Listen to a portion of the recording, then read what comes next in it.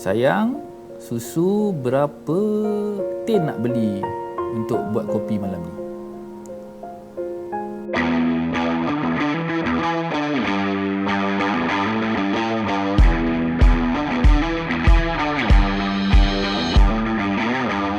Hey guys, what's up? Assalamualaikum. Okey, kita bertemu lagi dalam program Condenser. Jadi hari ini special kita akan belajar mengenai camera rig. So apa itu camera rig? Camera rig ni dalam erti kata yang lain dia attachment yang kita attach dekat kamera yang akan memudahkan lagi proses rakaman ataupun proses filming lah. Jadi dalam studio kita hari ini kita ada beberapa sampel camera rig yang kita dah sediakan untuk anda semua, siap sekali dengan tutorial macam mana kita nak set up, apa shot yang terhasil daripada camera rig itu sendiri. So yang pertama kita sebelum tu saya rasa better kita explain sikit. Rigging kalau dalam Hollywood set lah. Set dia ramai orang kan. Rigging ni adalah satu team yang kerja dia tak guna kamera. Dia tak open kamera. Dia tak pegang kamera. Tapi dia akan set up supaya kamera tu dipasang pada peralatan yang betul. Kalau kita buat video TikTok, kita pakai satu phone dengan pegangan tangan saja kan? Betul. Jadi tangan kita itulah adalah rig kita. Rig kita, betul. Tapi bila kita buat filem dan kita buat apa-apa video corporate yang memerlukan cinematic value lah. Okey. Rigging adalah apa-apa peralatan yang kamera duduk atas dia. Jadi tripod macam kita buat dalam episod kedua ke ketiga. Episod Condenser kita cerita pasal tripod. Tripod ni adalah basic rig lah. Kita letak kamera di atas tripod. So rig kita adalah tripod. Tapi hari ini apa kita akan buat adalah kita akan tengok pelbagai jenis rig untuk menggerakkan kamera, memanipulasi kamera dan mendapat story yang berbeza. Jadi hari ini kita bercakap tentang peralatan yang kita ada di situ lah. Ya. Okay. Sebab kalau nak ikutkan rigging ni banyak sebenarnya. So yang kita nak tunjuk ni kita ada berpuluh-puluh. Banyak. Kita cover kita cover 4 sahaja dalam 2 episod sebab kita nak bercerita lebih sikit tentang setiap rig ni. Jadi kita akan pecahkan episod ni kepada 2. Ya, betul. Okey. Jadi untuk yang pertamanya kita akan pergi kepada slider rig Kita pergi slider dulu, okey. Okay. Saya duduklah Akash duduk je tak apa. Sakit pinggang. Itu saya bawa balik biar saya je operate. Okey. Okay, so ini antara salah satu rig yang kita akan tunjuk kepada anda lah, which is nama dia slider. Okay, basically untuk slider ni kita pusing sikit angle slide kamera tu. So nampak slider. Tengok dekat bawah kamera tu. Ini satu benda yang dipanggil slider. Slide Slide. Kenapa dia panggil slide? Sebab dia boleh slide. So untuk slider ni dia adalah beberapa jenis pergerakan yang kita boleh apply dalam proses rakaman kita. Yang pertamanya ini side to side, di mana anda boleh ke kiri ataupun ke kanan. Dan ada lagi satu jenis shot yang boleh kita gunakan untuk slider ni ialah pull in dan juga pull out, di mana dia macam zoom tapi dia bukan zoom in zoom out, dia pull in dan pull out, di mana slider ni sekejap lagi saya akan tunjukkan contoh di mana dia tak bergerak ke kiri dan kanan, ke kiri dan ke kanan. Kita pusing slider ni ke sini secara apa orang panggil ni? Menegak Okey, kita pusingkan kamera ni dan kamera kita pusingkan ke hadapan. So ini dia punya movement lah. Kita tarik untuk pengetahuan anda, kalau anda nak berkecimpung dalam video ni bila kamera bergerak depan ke belakang atau kiri ke kanan, shot ni dipanggil tracking shot. Bila kita tulis skrip contoh je ataupun kita buat storyboard. Jangan nanti Akash akan slide kat saya pula bila cakap ni. Okey. Dalam skrip akan tulis track in or track out. Maksudnya track in dia berbalas dengan zoom in. Zoom in bermaksud kamera tak bergerak. Kita zoom kita punya lens tu supaya dia akan zoom in. Okey. Bila kita track in bermaksud kamera tu bergerak tanpa perubahan zoom pada kamera. Jadi efek dia berbeza kepada story kita. Track left, track right ataupun slide left, slide right bermaksud kamera dia bergerakkan daripada kiri ke kanan atau kamera tu yang bergerak kan? Kamera tu yang bergerak. Sebab kalau ikutkan yang kita pakai lens ni pun adalah lens prime, lens yang memang tak ada aplikasi untuk kita zoom in dan zoom out. So memang kita akan gunakan teknik pull in dan pull out tu lah. Dan satu lagi teknik yang boleh kita gunakan dekat slider ni adalah teknik yang dipanggil sebagai parallax, di mana pergerakan kiri dan kanan itu dia sama, dia punya pergerakan dia, cuma yang kita tambah sikit ialah kita pan left dan pan right. Kita fokus kepada subjek. Dua pergerakan. Dua. Ada dua pergerakan. Ada dua pergerakan. Kamera. Satu kamera bergerak kiri ke kanan, satu kamera bergerak di atas paksi diri kiri ke kanan. Ya, Okey, kita buat contohnya Akash. Contoh, okey saya tunjuk Okey, buat saya track left. Okey. Okey, sekarang ni saya kena saya buat action sikit ke? Saya buat action macam saya tengah berbalas message dengan nak buat isteri ke, girlfriend ke? Jangan, nak sekarang ni kes curang agak tinggi sekarang. Bahaya. Jangan Okay. bahaya. Saya buat macam saya tengah message isteri tercinta lah. Okey. So ini yang shot yang pertama, kita buat side to side lah. Di mana daripada kiri kita ke kanan. Okey, contohnya seperti Track in, track left, track right Yep. Okey. Okey, 1 2 action. Sayang, susu berapa tin nak beli untuk buat kopi malam ni? And cut. Okey. So nampak pergerakan saya, pergerakan shot dan nampak scene. Jadi bila tracking shot ni pastikan anda punya set ni tolak yang semak tu jauh sikit. Betul. Sebab ada perasan kalau shot yang macam ni dia macam lebih kepada, saya lebih suka katakan benda ni dia macam establish shot lah. Dimana kita nak tunjukkan mungkin scene to scene, nak tunjukkan dia punya aksesori apa yang ada atas almari. Contoh macam scene tadi, saya nak menampakkan bos nak start teks isteri dia. So daripada frame yang kosong ni kita masuk slow masuk hinggalah nampak action cerita tengah teks isteri dia. So shot yang kedua saya akan gunakan teknik yang saya panggil parallax tadi, di mana dia sama seperti track daripada kiri ke kanan.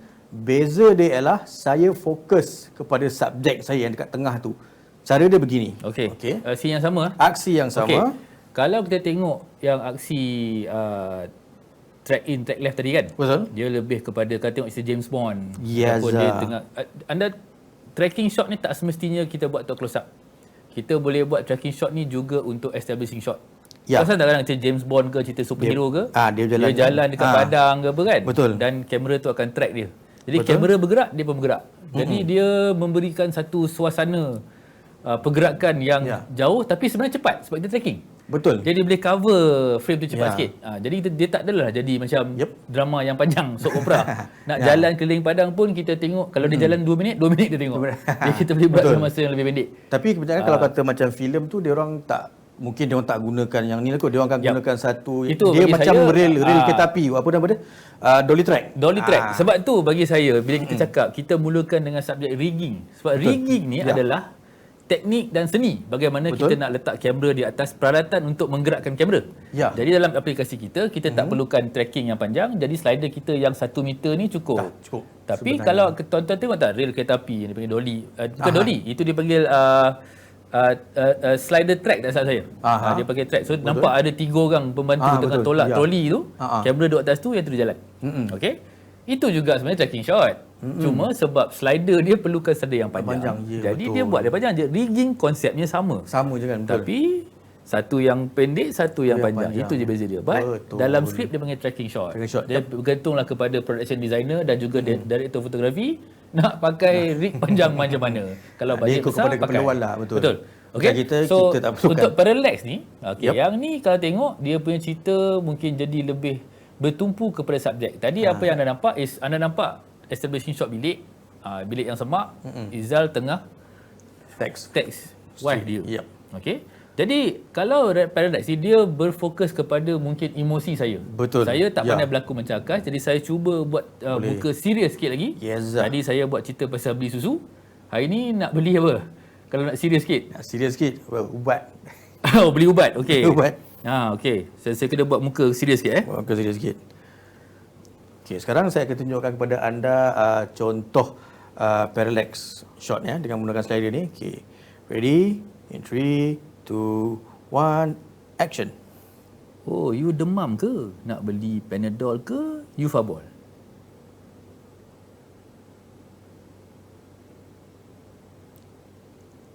And cut. Okey, nampak serius sikit kat situ. Cuma dialog saya pendek sangat, dia punya tracking panjang sangat. Jadi kadang-kadang DOP ataupun director fotografi kena peka benda ni. Kadang-kadang dia punya dialog pendek, dia kena cepatkan camera movement dan tahu apa efek dia. Kalau tidak, panjangkan dialog supaya cerita tu lebih match dengan shot. Ini penting sebenarnya. Director dan DOP kena tahu speed apa semua dan dapatkan sampai timingnya betul. Contoh macam kalau anda dapat tengokkan yang shot yang saya buat tadi, perbezaan antara shot pertama dan shot kedua ialah shot yang pertama yang side to side tu bermula daripada frame kosong sehinggalah kita reveal siapa pelakon dia, apa yang dia tengah buat.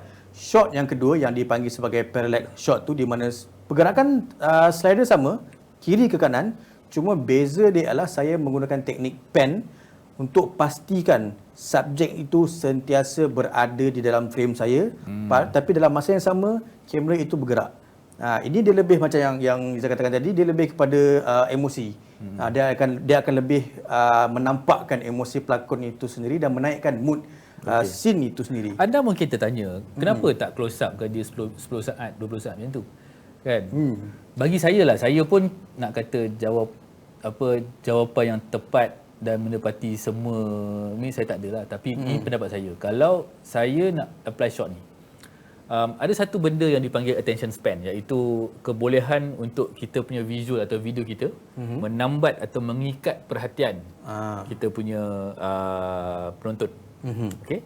Jadi kalau kita buat macam let's say close up shot saya tengah tag saya punya wife contohnya, sebab pergerakan kamera tak ada, jadi drama dan tension dalam shot tu tak ada. Jadi penonton takkan nak tengok kalau dialog tu panjang. Betul. Tapi kalau bila kita punya shot ni dipercantikkan lah, dipelbagaikan dengan ada parallax dan slider contohnya, attention span tu kita ada lebih sedikit masa.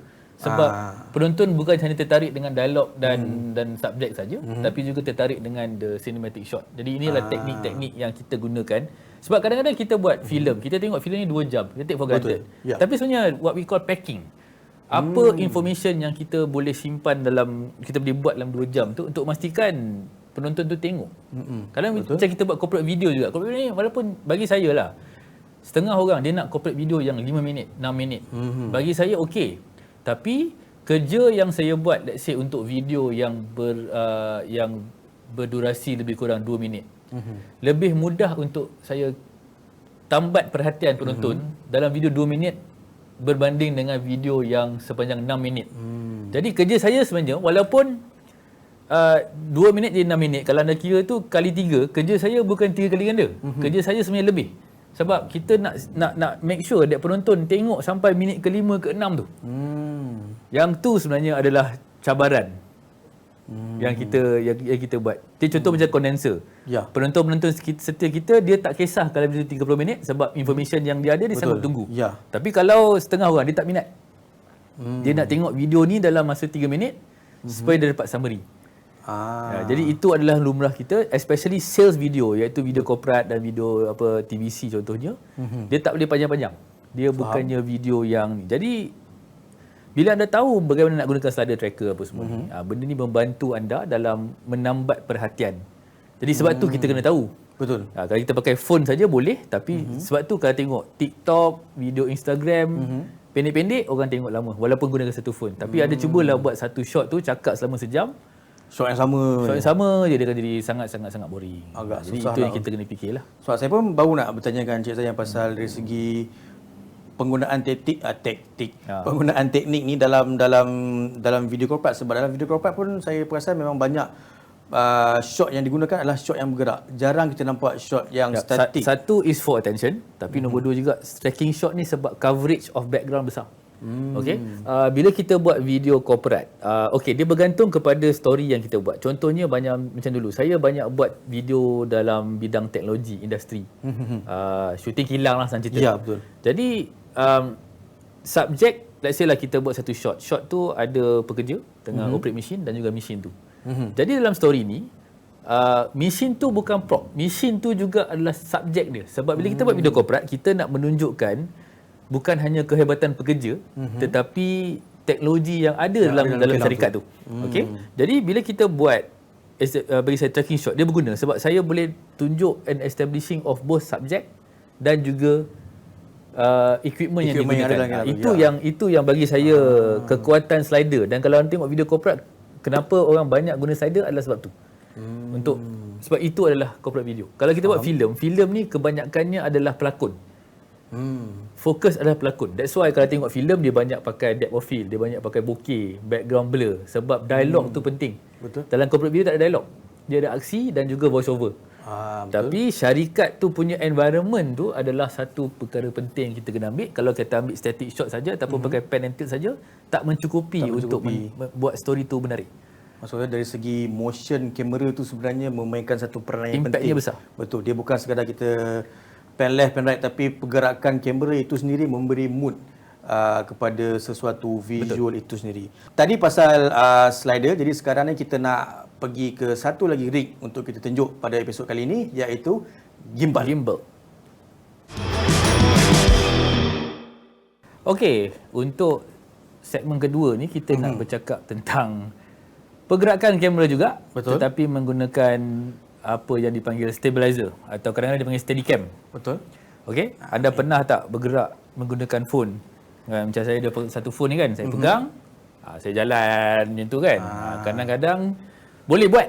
Tapi kalau anda menggunakan stabilizer, dia akan lebih cantik lah shot tu. Kamera tu tak smooth lah anda tak buncang apa visual. Okey, Akash, cerita sikit. Okey, jadi di tangan saya sekarang ni yang selalunya orang panggil gimbal ataupun bahasa yang selalu anda akan dengar Ronin lah. Tapi saya rasa Ronin tu jenama kepada Ronin tu jenama. Dia macam orang Kedah kata Colgate lah. Okay. Boleh tak beli Colgate. Bagi saya dia Colgate. Colgate cap dali. Ubat gigi so. Tapi dia ubat gigi. Tapi macam inilah sama. Dia nama yang betulnya gimbal lah. Tapi selalu orang akan sebut Ronin, tapi kita tak akan sebut nama Ronin sebab itu jenama. Kita sebut saya sebagai gimbal. Jadi function yang selalu digunakan gimbal ni adalah dia membantu untuk melancarkan lagi pergerakan kamera lah, macam yang seperti mana yang Izzah sebutkan tadi.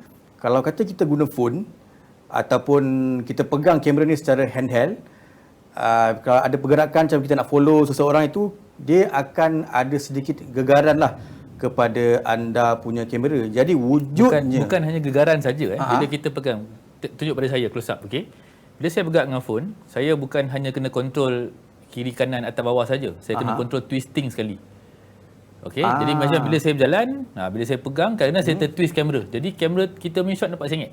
Bila kita pakai gimbal, dia macam Akash pegang ni, dia punya shot bukan hanya kontrol pergerakan atas bawah, dia juga kontrol twisting supaya kita punya shot sentiasa level.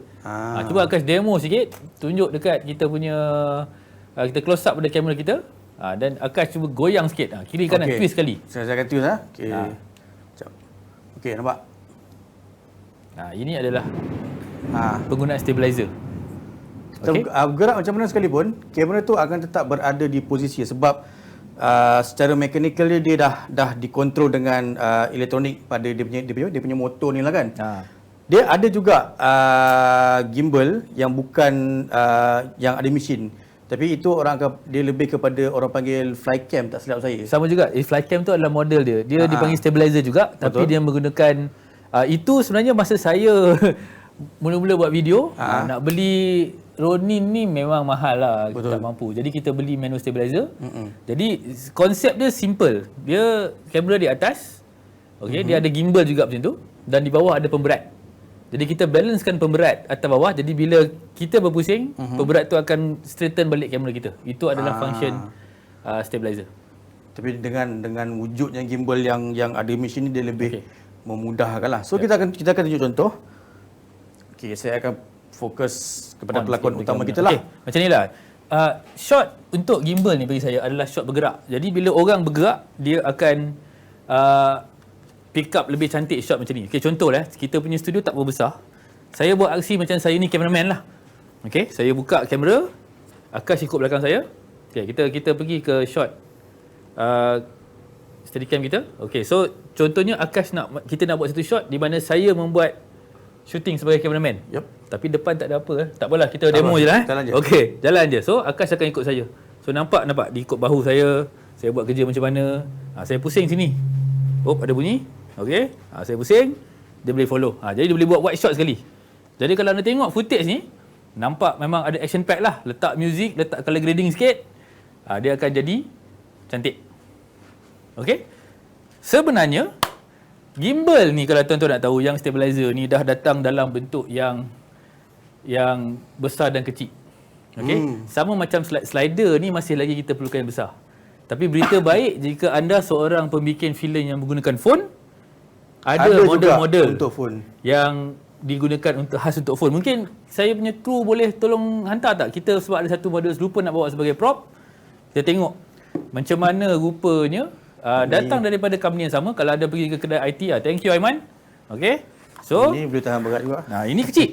Sama juga function dia. Okey, kalau tuan-tuan tengok saya pasang. Dia punya ni pasang dekat phone. Okey, ni phone saya. Bentuk pun lebih kurang sama. Bentuk pun lebih kurang. Dia pakai magnet. Dia pakai magnet, dia kecil, boleh letak dalam poket. Okey, bila saya on. Mana button on dia sini. Dia akan stabilizekan sama juga macam saya punya yang Akash pegang. Dia boleh. Tapi ini dia akan berbalik kepada kalau anda tengok episod kita yang kita bercerita mengenai perbezaan antara kamera phone dan juga kamera ni. Di sini anda boleh bandingkanlah. Dia lebih kurang sama. Kalau saya letak sebelah-sebelah ni memang lebih kurang sama. Cuma beza dia, ini dia lebih profesional lah. Di mana kita ada kamera DSLR. Jadi sebab dia boleh bawa kamera yang berat. Betul. Itu beza dia. Ini kalau anda letak kamera ni kat sini memang patah lah. Motor dia jahanam tak sampai sejam. Kan. Okey. Jadi ini pun bergantung kepada penggunaan kamera. Macam kalau kamera phone okey, anda nak buat macam travel log ke, anda pusing-pusing, guna yang ni sebab let's say lah anda berjalan kan. Anda berjalan dekat, let's say anda pergi ke Bali ke, berjalan di pantai Kuta kan. Anda nak jalan, nak buat cerita, pegang ni. Pegang tu je.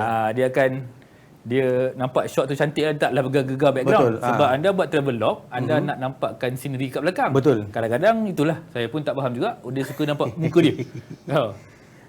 Kita gunakan yang ni. Dan sebenarnya yang ni dia ada banyak function. Dia boleh buat pan and tilt, dia boleh bergerak apa semua. Jadi dia sama je kan? Yang ni sebenarnya, yang ni mungkin mahal sikit lah. Tapi yang ni saya dapat bawah, tak silap saya dalam 700. Wah. Ke 500. Anda pergi cari dekat kedai-kedai komputer pun ada jual sekarang ni. Steadicam yang ni. So dia sama juga function kalau macam anda dapat tengok kepada yang gimbal yang lebih profesional ni. Sama juga, dia boleh pusing ke kiri, pusing ke kanan. Dia ada function ni juga untuk anda selfie sebenarnya. Nampak? Gitu. Tapi tak pernah lah saya tengok lagi ada orang macam saya cakap tepi pantai bawa kamera ni buat vlog. Belum ada lagi lah. Ada. Boleh lah tapi berat lah. Boleh lah. Sebab selalunya travel logging ni kita nak pusing-pusing naik kapal terbang maksimum 15 kilo je. Betul. Kalau beli ni dah kena beli access package pula. Yep. Kan? Lepas tu masuk dalam perut kapal terbang takut hilang pula. Yang ni boleh masuk dalam kamera. Tapi ni pun boleh tahan berat juga ni. Berat. Menggigil juga sebenarnya. Itu adalah sebenarnya yang saya nak cakap salah satu disadvantage bila pakai gimbal ni. Shot cantik tapi dia punya setup berat lah. Banyak kerja yang kita kena buat. Kita kena pasang setup gimbal, lepas tu kena program. Betul. Lepas tu tak semua kamera compatible. Yep. As opposed to pakai handheld, which kita akan explain dalam episod akan datang. Ya. Okay. Jadi ini saya letak kat sini dulu. Alright. Jadi lebih kurang lah. Ini adalah dua jenis rigging yang kita bincangkan dalam episod ini. Sebenarnya kita buat 2 episod. Tapi sebab saya tak nak buat episod yang panjang sangat, kita buat 2 episod tentang rigging dan kita akan bercerita tentang 2 jenis lagi rigging pada minggu hadapan. Yep. Kita nak beritahu ke apa yang kita akan boleh ataupun nak surprise. Tak apa, kita beritahu teruslah sebab untuk episod minggu depan. So hari ni kita dah tahu mengenai slider dan juga gimbal. Untuk minggu hadapan jangan lupa kita akan mengenali apakah itu crane ataupun jeep dan juga asas rigging yang paling basic which is handheld. Tangan anda ni. Handheld. Okay. Jadi kita jumpa lagi di minggu depan. Sebelum saya lupa, jangan lupa follow, like, subscribe, share kita punya konten di laman web www.content.my.